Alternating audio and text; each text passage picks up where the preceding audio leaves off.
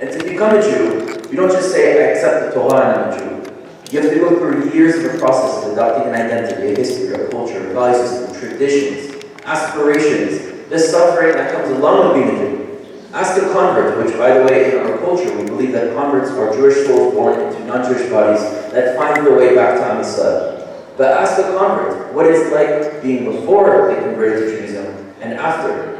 The experience of adopting also antisemitism they now experience that they didn't experience before. And so when you're becoming a Jew, you're becoming one with a civilization. And that's not converting to a religion. In fact, there are other native civilizations, like the Yazidis, the Kurds, the Aboriginals, Maoris, Tibetans, Native Americans, Native Canadians, and they all have spirituality that is connected to their culture. They have deities, they have belief systems, they have spirits. And if an individual Native American from a certain tribe were to say, I as an individual do not believe in these spirits and these deities, does that make that person no longer Native American? No, of course they still have a culture and a history and a connection to land, even if they don't believe in those spirits and deities. And that's why being a Native American is not a religion. The same reason why being a Jew is not a religion. And actually, even within Native American tribes, there is a process for which one can actually become Native American. It's almost identical to the process of converting to Judaism. They have to go through years of a process and tests, and at the end there's a council of elders that they have to present themselves to. They get tested, and eventually, if they pass, they become part of that native tribe. The same way that we have actually a process of one becoming a Jew. So I realized then, as a young child, okay, Judaism is not my religion, it's not my secondary belief system, it's my identity. But why am I a Jew? If you look at the Torah, you never see any mention of the word Jew or Judaism. There's no Yehudi and there's no Yehudit. So why are we called Jews? When throughout history within the Torah we're either called Am Yisrael, B'nai Yisrael, or Yehudi, the nation of Israel, the children of Israel, or Hebrews. So why are we called Jews today? Well, the last remaining civilization that existed of our ancestors that we all come from, Ashkenazi, Sephardi, and Mizrahi, was called Malchut Yehuda, the kingdom of Judea. And because we came from the kingdom of Judea, we created something called Judaism. And ism at the end of the word means a human-made social structure. Zionism, feminism, communism, capitalism, whatever ism you have, it's a human-made social structure. So when we left Judea, we created Judaism as a sort of suitcase, that within this suitcase we packed in our culture, our traditions, our language, our spirituality, our history, our aspirations, our future, our holidays, and we passed it down lidor, generation to generation, with the aspiration of Shana Rabbeinu Shana. With the aspiration of next year, one day, our next generation will come back home, open this suitcase, and revive every element of who we were. And that was the purpose of Judaism, to preserve who we were in order to bring it back. So I realized, okay, hold up. If the only reason I'm called a Jew is not because I'm from Shevet Levi, because my dad is a Levi and my mom is a Kohen, so I'm from Shevet Levi from both sides. If the only reason I'm called a Jew is because the name of our land then was called Judea, if the name of our land today is called Israel, that makes me Israeli. Now when I say that makes me Israeli, I don't mean I was born in Israel. I don't mean that means we were raised in Israel. It doesn't mean you have to speak Hebrew. It doesn't mean that you have to listen to Omer Adam and Shlomo Hatzi and listen and eat Bamba and Biscuit. These are very pop cultural Israeli things. What it means to be an Israeli is a descendant of a native civilization from the nation of Israel. And so I realized that I am a Jew, I'm also Israeli, I'm also a Hebrew. These are all different names of the same people. And this is my home, and even though I was born in somewhere else, and even though I grew up somewhere else, and I can respect the places that I was born in and grew up in, and feel even a connection to that place, the only place that I am from is Israel. The second thing that moment did for me in London is it made me promise that the next time I would see any form of injustice against the Jewish people, I'd have to be prepared. Whether it's intellectually, ideologically, physically, mentally, and in every single way I had to be prepared if another situation like that were to occur. I never wanted to be in a situation where I did not know what to do when I'm being attacked for my Judaism, or in general being attacked. And so I grew up most of my life in Miami as a child. I went to school with Esther Franco, in middle school and high school. And actually in 11th grade I moved to Palo Alto, then 12th grade I moved to Miami, and I constantly moved around my entire life. And at 17 I graduated high school, left Israel to join the army. I served in Santanim, the paratroopers. And when I finished my service in the army, I always wanted to do university in America. So my goal was to do school and then eventually to come back to Israel. And originally, before the school I eventually transferred to, I started school at UCLA, which is the university in Los Angeles. And while I was a student in 2013, I started to realize that there were these movements against the Jewish people in Israel on college campuses that were using systemic anti-Semitism from the far left. Now, in order to understand today's movements that exist in intellectual spaces, in political spaces, and especially on college campuses, which represent the future political and intellectual class of the next generation, we need to understand how systemic anti-Semitism functions. We are all conditioned to already recognize what anti-Semitism looks like on the far right. Right? You take the core values of the right, which is security, economy, identity, land rights, and anything that is against those things, the far right will blame the cause of the Jew. They'll look at the economic situation post-World War I, blame that on the Jewish people leading to the Holocaust. Economic situation in Spain, blame that on the Jews leading to the Inquisition. You look at the Black Plagues in Europe, blame that on the Jewish people. Any situation that triggers the core right, the far right will blame it on the Jews. And what we're experiencing today is also an anti-Semitism from the far left. What does the far left do? They take the core values of the left, which is human rights, liberation, justice, minority rights, and they'll look at the things that are against that. Colonization, apartheid, genocide, ethnic cleansing, racism. And rather than looking at their own societies for what they've been responsible for in the past, they will take those ideas and attach it to Israel. Which is why today we hear exactly those words being pinned onto Israel. Apartheid, genocide, ethnic cleansing, racism. All these different terms are intentionally being used because it plays on the emotion of what people within a society feel, and they will take that and find a way to scapegoat on the Jewish people. So I'm realizing, okay, this is what's happening. And you have these student groups on campus that are going to every single minority group, to the Black students, to the Native American students, to the Hispanics, to the women, to every single group, and convincing them that their source of suffering is the same thing that the Jewish people in Israel is doing to the Israelis and the Palestinians. Oh, Native Americans, some white colonialists came and stole your land. Well, the Jews are a bunch of fake white people from Europe who came and stole our land. Women, you don't have a copay, we don't have a copay. People of color, you suffer racism and police brutality, but we suffer through IDF brutality and Israeli racism. They tried to find the suffering of others, and they tried to find a way to attach that to Israel to get people to hate Israel equally. And so I realized that this is what's going on. And I asked myself, okay, so that's what they're doing, what are we doing?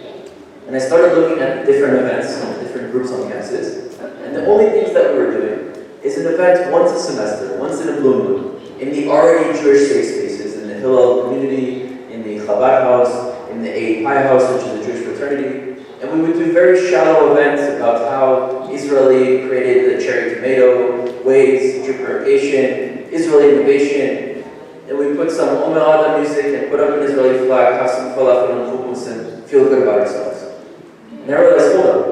There's a movement trying to educate the future political and intellectual class of the next generation that the Jewish people in Israel are the problem. And all we have to say for ourselves is doing an event amongst ourselves that are already pro-Israel and talking about very shallow things like cool accomplishments to make ourselves feel better. Is that the reason why we're activists on this campus, is to make ourselves feel better or to actually do something?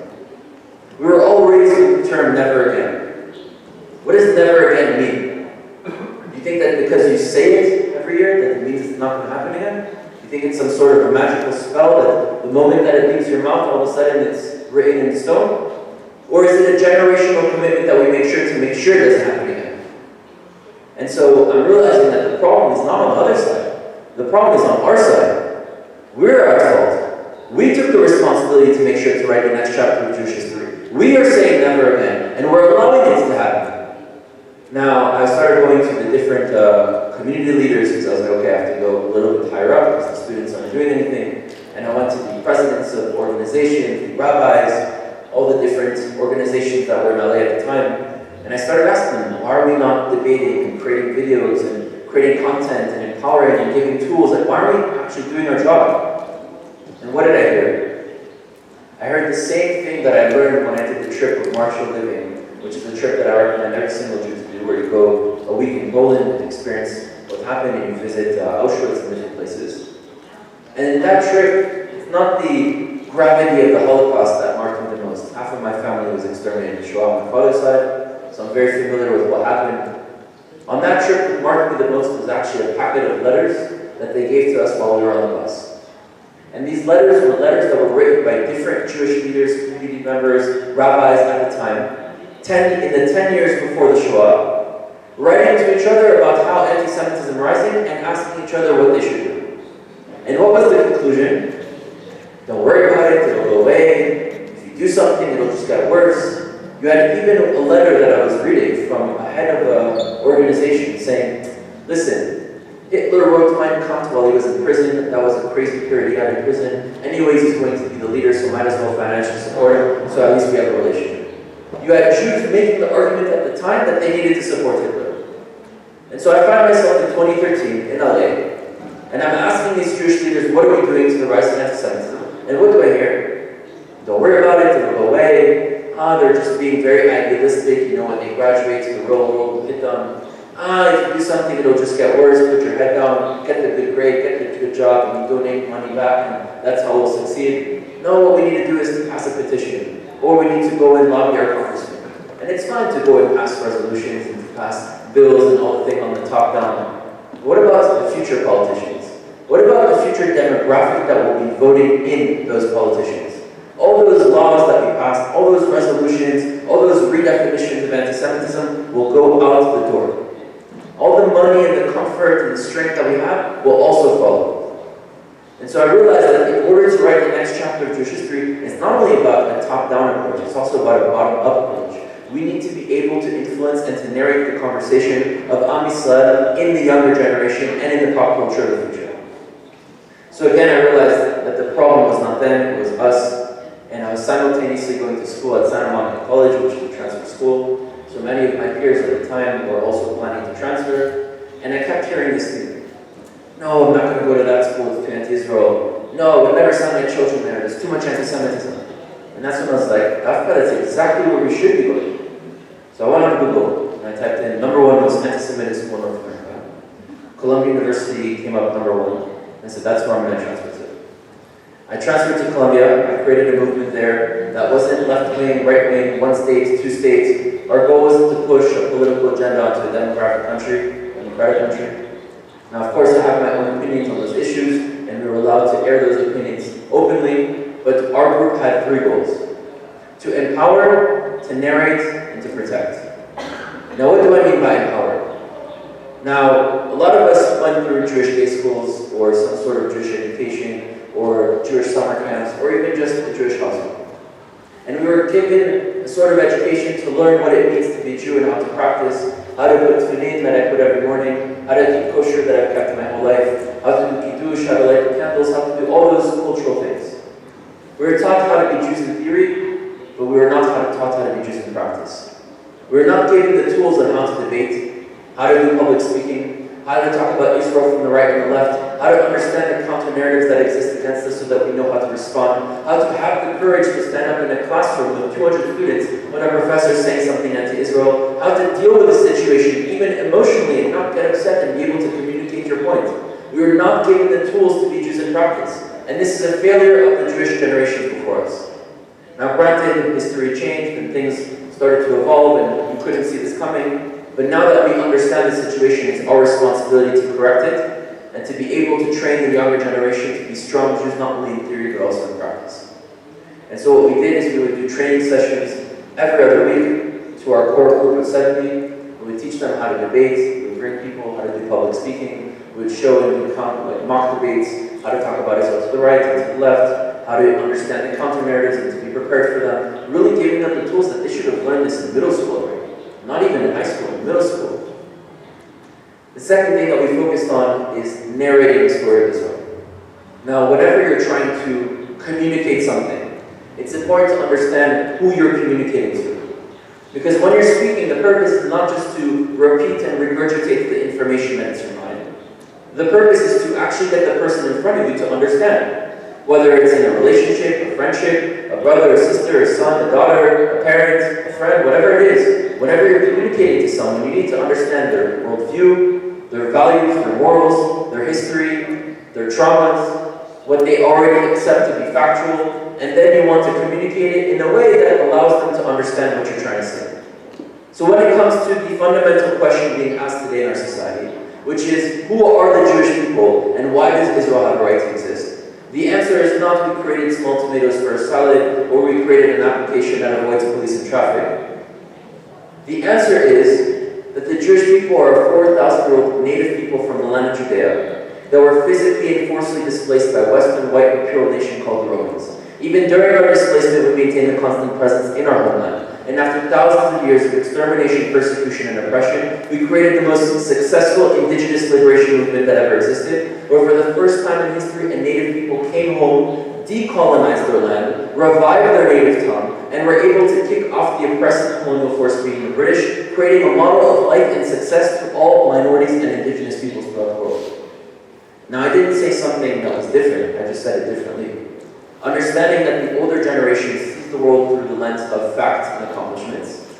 The younger generation, millennials and Gen Z, which are the future, see the world through human experiences that make the world a better place. When we want to buy a brand and we want to support something, we want to know that this brand is doing something good for the world.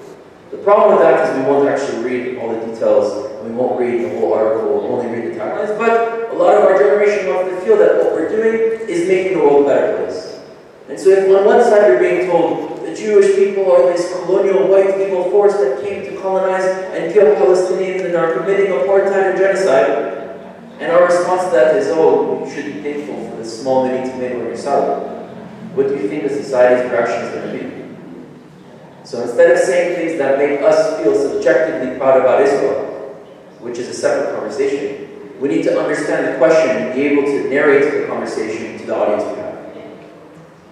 The third thing that we focused on is to always be there whenever there was an event against Israel, to be there and to counter and to challenge and to expose. And this is where we started to make videos. Because the same way that there's freedom of speech, there should be freedom of reaction to speech.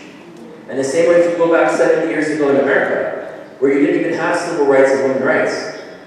Let's say you would go to a university like Columbia University and say something racist openly, it would be acceptable. That was the norm. Today, imagine saying something racist at Columbia University. You'd have a riot the next day. You'd have the professor sending out an email that they're condemning the student. And you know what? Rightfully so. A society should have the right to reject and respond to something wrong and say, we disagree with this. Should have the right to say it, but they should have the right to say, we don't accept this. Now when someone says something against the Jewish people, nothing is done.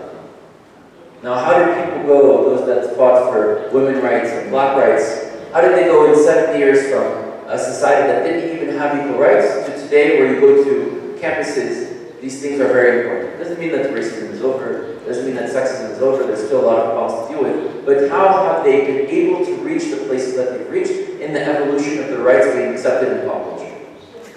Well, it's through education, it's through the younger generation, and it's through individuals rising up and saying, I'm taking the responsibility to change the future.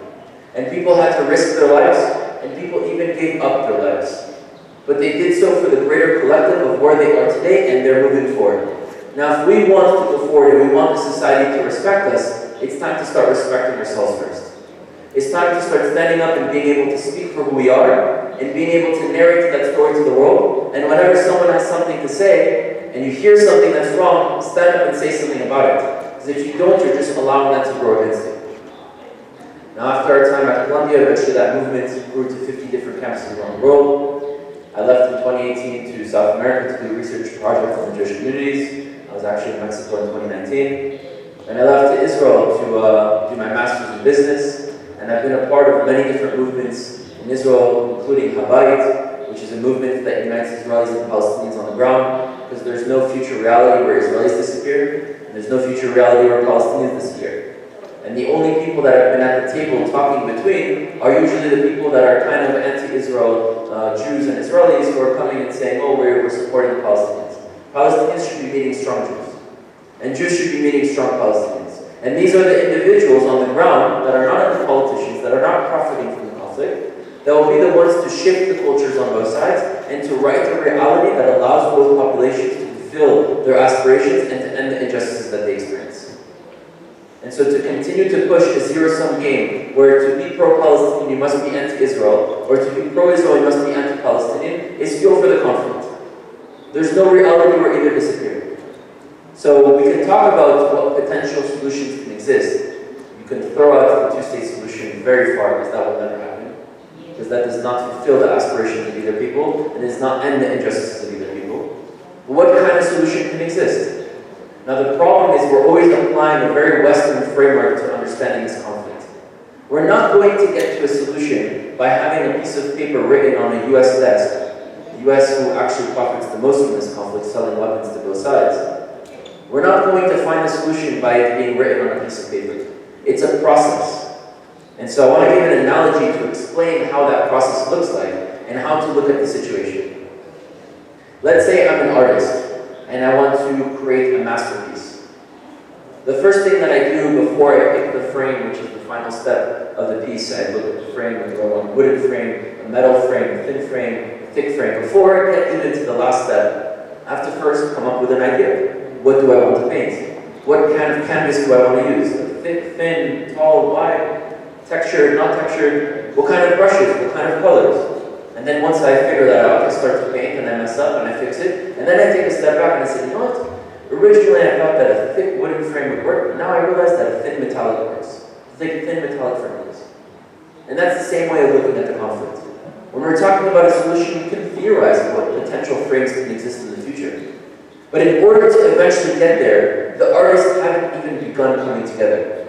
Israelis and Palestinians on the grassroots level have not even really begun having the conversation of what future reality they want to build. And that's exactly what we're doing with Habayit on the ground, uniting real local activists on both sides that, yes, oftentimes we don't agree on many things. We come together and we try to change the perception on both sides of what the other is, understand what we both need in order to move forward. Now the later project that I've been involved with is called We Were Never Lost. Now while I was a student at Columbia University, I met a woman who came to the Chabad house and she brought this really cool looking kippah. It was purple with Magen David and it was clearly handmade, and I asked her, well, where did you get this kippah from? And she said, oh, I was just in Uganda with my husband on our honeymoon trip, and look at these pictures on my phone. These are black Jews with tefillin and praying and everything in Uganda. And I said, wait a minute, I did the army at 17. I came to Colombia to fight for Israel. I know about Ethiopian Jews, I know about black Jewish converts, but I don't even know about a Jewish community in Uganda. How could that be? And I started to research, and I found out about communities of Jews all across Africa, all across Asia, even in South America, of Sephardic Jews that were forcibly converted to Catholicism and hid their identity or are now coming back to their identity. And I realized, hold up, we know throughout our history that we had a whole northern kingdom of the majority of the tribes of Israel that were disconnected and displaced. And even if we look at it from a religious perspective, in the Torah it says that in the times of Mashiach, the lost tribes of Israel were reunited in the four corners of the earth. So it's very clear that those people exist. And I found out that a lot of those people are actually being persecuted and massacred as we speak. And I thought to myself, hold up, if those tribes of Israel were able to come back to Eretz Yisrael, to create a strong and healthy economy and country that they have, and that we were still suffering in Europe, and still suffering in North Africa, and still suffering in the Middle East, wouldn't we expect them to come for us, to recognize us, to be there, to protect us, to bring us back home? How is it that this reality exists and most people don't even know? So we created a team and decided to do a project, which is a documentary series, to bring these stories back to light and to revive our connection with them, but also in each episode to break down what it even means to be a Jew, in order for a mainstream audience to go through a journey of watching this documentary and then understand our experience. So I'll break that down very quickly and then I'll open it up for questions. Episode number 1 that we have is on the Lemba in Zimbabwe. The word lemba means a people wandering with heavy luggage. Now it's already in the theme of the Jewish people, but amongst the lemba they have a sub-tribe. And this sub-tribe is called the Buba. And the Buba are the priests of the community. Now in Jewish history and in the Jewish people, all Kohanim have a marker that shows that they all descend from the same male ancestor. And they did this test on the Buba and they found that they have the same percentage of Kohen DNA than any other Kohen in the world, which scientifically proves that they're actually Jews. Now, the first episode, not only is it going to be about their story, their struggles, their aspirations, but there's a subtle layer of the fact that the Jewish people are not just this wandering religion ideology that cross borders and nations, but are actually a physical genetic people from a civilization. Episode number 2 is on the Abayugaya, which is a community in Uganda. that converted to Judaism in the early 1800s. And then even when there was the Entebbe mission, I don't know if most of you are aware of what happened in Entebbe, where Idi Amin, the dictator of Uganda, hijacked the plane and kept the Jews as hostages, and eventually the brother of Bibi Netanyahu was killed in that mission. Idi Amin, who had hijacked that plane and was kidnapping the Jews, was at the same time massacring the Abayidaya Jewish community. Why? Because when you become a Jew, you also adopt the suffering that comes along with being a Jew. And episode number 2 is going to break down what does it mean to convert to Judaism. And I'm only going to break down the first 3 out of 6. The third episode was the one that we went to film in Nigeria that eventually got our team captured, where we spent a month in prison in very harsh conditions in the cell with Boko Haram terrorists. And the reason for why the Nigerian and Igbo story is so important is because they actually have almost the identical experience that the Jewish people have around the world. First of all, they're the highest demographic that's educated in Nigeria. And whenever you ask a Nigerian, what do they think about the Igbo people? They'll say, oh, they're the lawyers, they're the doctors, they're the businessmen, and real estate. And the reason that we have a bad economy is because of them. And the reason why the media is bad is because of them. And any problem that exists is always blamed on the Igbos. They'll even say, oh, they only marry between themselves, they think they're better than everyone else. And in the reality, the way that Igbos experience the rest of the society is almost identical to the way we've experienced it. So in episode number 3, not only are we going to revive these stories, but also through that episode, the public will be able to understand what is systemic antisemitism so that they understand our story as well. After our experience in prison, we got out and I was able to communicate with some of the Igbos that we were there with before. And I told them, look, I cannot promise you when we will be able to get you to come back to Eretz Israel. I cannot change those institutions at a snap of a finger. I will do my best to get us there. What I can promise you is that this is the last generation that doesn't know who you are. And a lot of our work that we're doing is to bring those stories back and to reconnect on Israel and imagine a reality where millions of Jews come back to Israel. No more demographic issues. They live in the north and the south, and we start to spread out the country, the economy, and actually build a reality that fits for our people. So those are some of the projects that I've been involved with, and my personal story of how I've become an activist. But I want to also dedicate some time to it being a little bit more interactive and answering some questions. So, toda raba for now. Let's see you.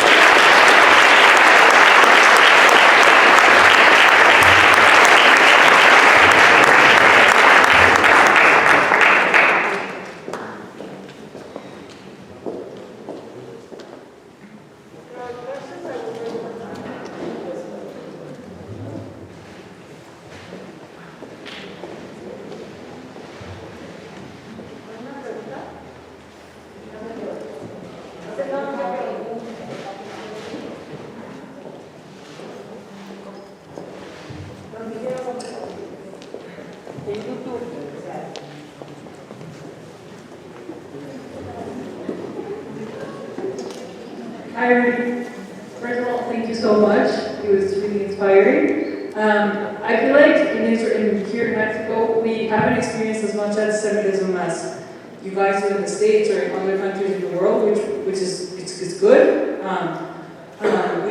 We're all the time living among goyim, and I don't think we've had the same experiences. So, but that's for now. So how do we make sure, or where should we start if we want to make sure that this doesn't turn into a problem eventually for my kids or, like, I don't know, my sister that is smaller than me?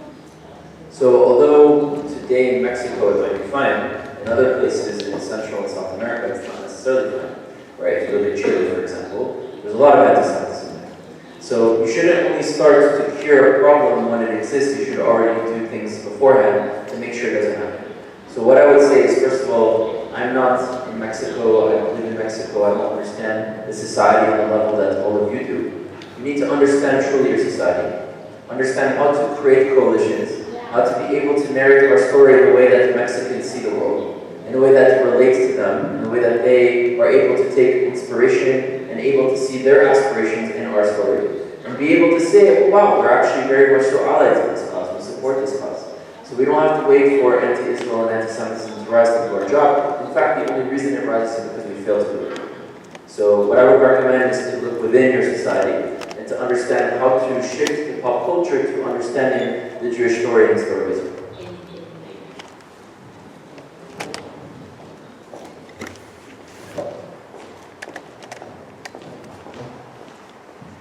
Hi, so my question is about Israeli politics.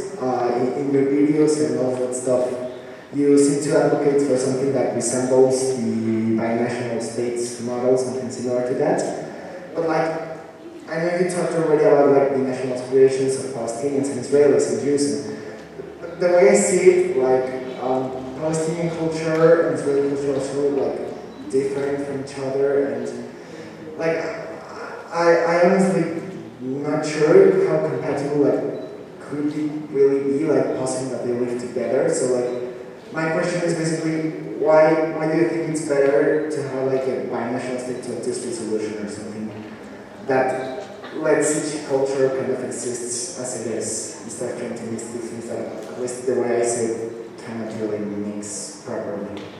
So let me ask you a question. How many Palestinians do you know in that you met?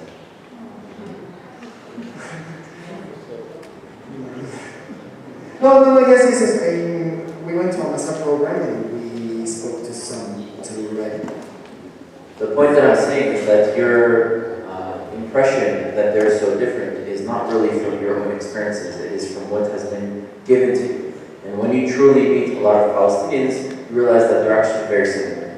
And when you go into and you dig deeper, 30 to 60% of Palestinians actually come from Jewish ancestry that were forced to convert to Christianity or Islam or did so for economic opportunities.